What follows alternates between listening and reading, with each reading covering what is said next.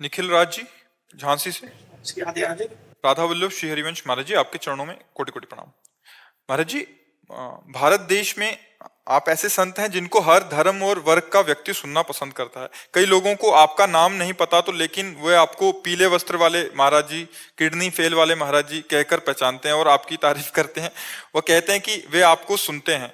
प्रश्न पूछने तो सभी आते हैं और प्रश्नों का सिलसिला कभी खत्म भी नहीं होगा। प्रश्न पूछना तो भक्तों का एक बहाना है। हकीकत में है कि वो आपके साथ बैठने का एक गर्व महसूस करते हैं। मैं भी गर्व महसूस करता हूं। जैसे कोई बालक ये कहता है कि वो मेरे पिता हैं, उनका मैं सुपुत्र हूं, वो मेरे भाई हैं, उनका मैं भाई हूं। ठीक वैसे ही मैं दुनिया को बताता हूं कि महाराज जी मेरे गुरु जी हैं, तब लोग का दृष्टिकोण एक अलग हो जाता है और एक सम्मानजनक दृष्टि से देखते हैं। लोग और अधिक सम्मान देने लगते हैं जब उन्हें पता लगता है कि ये व्यक्ति महाराज जी से जुड़ा हुआ है। मैं बताना चाहता हूं कि मैं आपके नाम का बहुत लाभ उठाता हूं। क्या ये गलत है या सही? नहीं, लाभ भागवतिक उठाना तो सौभाग्य का विषय है। अभी हो कि आप इसे पैसा कमा रहे हो तो बात निषेधात्मक हो, है ना। वो निषेधात्मक नहीं, भागवतिक है ना। तो लाभ सही पूछो तो संतों का जीवन दूसरों के लाभ के लिए ही होता है, स्वयं का कुछ नहीं है। जैसे गंगा जी प्रवाहित स्वयं के लिए नहीं है, जगत मंगल के लिए है। ऐसे मुद मंगल में संत समाजू, जो जग जंगम तीर्थ राजू। चलते फिरते तीर्थराज प्रयाग की उपमा गोस्वामी तुलसीदास जी ने संतों से दी है। वैसे तो संत नहीं है, उनके चरणों के दास हैं, पर मार्ग तो वही है संतों का। तो हमारा जीवन सर्व लाभ के लिए, सबके लिए है।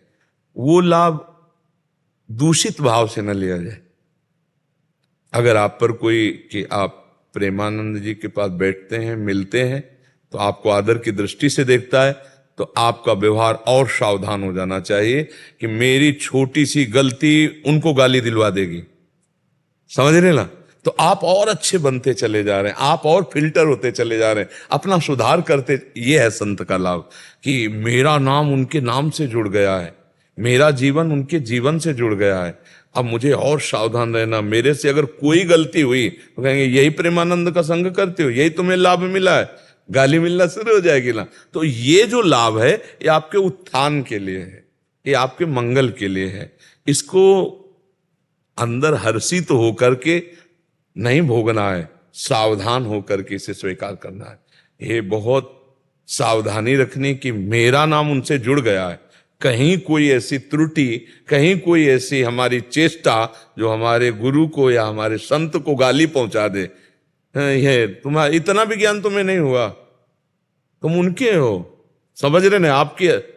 अब आपको प्रेमानंद जी के हो, इसके बाद कोई गंदे आचरण करते हैं मिले तो आपको खुद मन शर्म में रहे कि मैं नहीं ऐसा कर। ये आपका उत्थान संबंध क्या कर रहा है? उत्थान करवा रहा है। जैसे रज जमीन में है मिट्टी, लेकिन वायु के संबंध से वो आकाश को चूम लेती है। ऐसे हम संबंध से भगवत प्राप्ति कर सकते हैं, हम संबंध से महान हो सकते हैं। भगवान के संबंध से ही तो महानता आती है कि भाई ये भगवान के भक्त हैं, ये भगवान का भजन करते हैं, ये भगवान के जन हैं, तो बोले तो भगवान के समान है, ऐसा हम भाव करने लगते हैं उनमें। तो हमारा ये लाभ लेना बहुत सही है, लेकिन उसका गलत ढंग से लाभ लेना, दुरुपयोग करना, वो ना होने पावे जीवन में। हाँ, तो ये जो लाभ मिल रहा है ये तो स्वाभाविक है, हम इसका दुरुपयोग ना करें। दुरुपयोग करने से, जैसे हम भगवान के नाम का दुरुपयोग, भगवान की महिमा का दुरुपयोग, तो पाखंड हो जाएगा ना, फिर दंड मिल जाएगा, माया दंड दे देगी। अगर हम भगवान के नाम पे, तो ये प्रभाव तो होगा ही। भगवान बड़े हैं, भगवान के भक्त बड़े, उनसे हम जुड़ गए तो हमारी बड़ाई होने लगी, नहीं होने लगी। तो इसलिए हमें चाहिए कि ये तो सौभाग्य ठीक है, ये दुरुपयोग नहीं, लेकिन दुरुपयोग वाला हम बात न करें, तो ये हमें अध्यात्म में बढ़ाता चला जाएगा। मुझे किसी ने कहा था कि आप बुद्धि फेर देते हैं, और अभी कल रात की ही बात है कि मैं कहीं चाट खा रहा था तो उन्होंने कहा प्रेमानंद महाराज जी ऐसे महाराज जी हैं जो किसी की बुद्धि फेर दें। और ऐसा बुद्धि नहीं, एक होता है बुद्धि फेर कर रुपया निकाल लेना, एक होता है बुद्धि फेर कर पागल बना देना। बुद्धि फेरने का मतलब है जो गलत मार्ग में बुद्धि चल रही है वो भगवान के मार्ग में चल। एक ऐसा इत्तेफाक हुआ था कि हमारा फोन गाड़ी में रखा हुआ था और वो किसी ने उठा लिया फोन, और फिर वो उसमें आपकी फोटो लगी हुई है, तो उसका इरादा था चोरी करने का। लेकिन जब उसने फोन को देखा आपकी फोटो, तो वहां रुका रहा और उसने मुझे फोन वापस दिया ये कहकर कि आपका फोन बच गया क्योंकि आपके गुरुजी ये हैं। उसका मुझे नाम नहीं, वो भगवान का खेल होता है। भगवान खड़ा रहा वहां पे कि हमारा फोन दूसरा ना ले जाए, इसलिए वो खड़ा। आप इसमें क्या होता है, भगवान का खेल होता है। करे करावे आप सब और जने बढ़ाई दे, करने वाले भगवान हैं, सारा खेल उन्हीं का होता है। वो अब जैसे हैं वैसे भगवान के है ना, तो वही अपने जन की बड़ाई कराते रहते हैं और वही ठोक बजा के भी देखते रहते हैं कि इस समय मटकी कैसी है, झनझना तो नहीं रही है, तो ठोक बजाने वाले भी, निंदा करने वाले भी लगा देते हैं, क्योंकि मटकी को बजा के देखा जाता है बाजार में जब खरीदा जाता है। तो भगवान दोनों रूप कराते हैं, अपने भक्तों का यश भी फैलाते हैं और भक्तों की निंदा भी। देखो हिरण्यकश्यप के ही अंदर विरोध और प्रहलाद जी के अंदर भक्ति, पिता ही विरोधी हो गया। मीरा जी के अंदर भक्ति तो देवर के अंदर ही विरोध, नरसिंह जी के भक्ति तो उनकी भाभी ही भारी विरोध, घर में ही। तो भगवान का दोनों रूप समझना पड़ेगा। निंदा करने वाले में भी भगवान अपना चमत्कार दिखा रहे और प्रशंसा करने वाले में भी भगवान अपना दुलार दिखा रहे। तो हमको दोनों को पहचान कर प्रणाम करके भगवत मार्ग में चलना। कभी हम केवल अनुकूलता ही अनुकूलता को कृपा न माने, कभी प्रतिकूलता भी हो सकती है। उस समय भी हम कृपा को पहचाने कि प्रतिकूलता रूप में भी भगवान की कृपा रहे। देखो कभी कभी कड़वी दवाई भी बहुत जोर का काम करती है, उस समय मीठी दवाई की जरूरत नहीं होती। तो ये तैयार रहो कि कभी कभी कड़वी दवा भी मिल सकती है।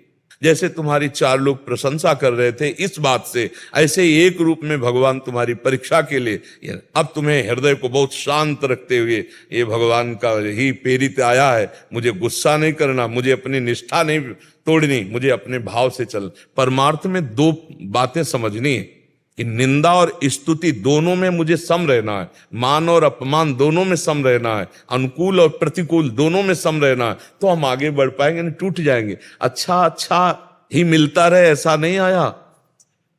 सुबह राज तिलक होने वाला है चक्रवर्ती सम्राट पद पे भगवान श्री राम जी का, और शाम के ही 14 वर्ष का वनवास, तापस वेश विशेष उदासी 14 वर्ष राम बन। भगवान की मुस्कुराहट में फर्क नहीं पड़ा।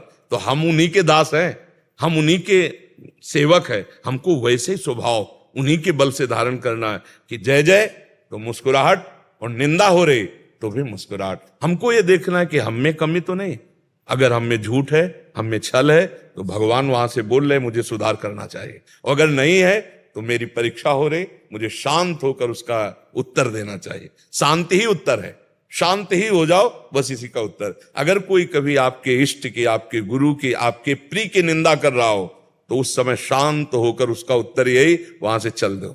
न लड़ना है, न जवाब देना है, न प्रमाणित करना है, क्योंकि प्रमाणित करने में लगोगे तो बकवास होगा, प्रमाण कर नहीं पाओगे।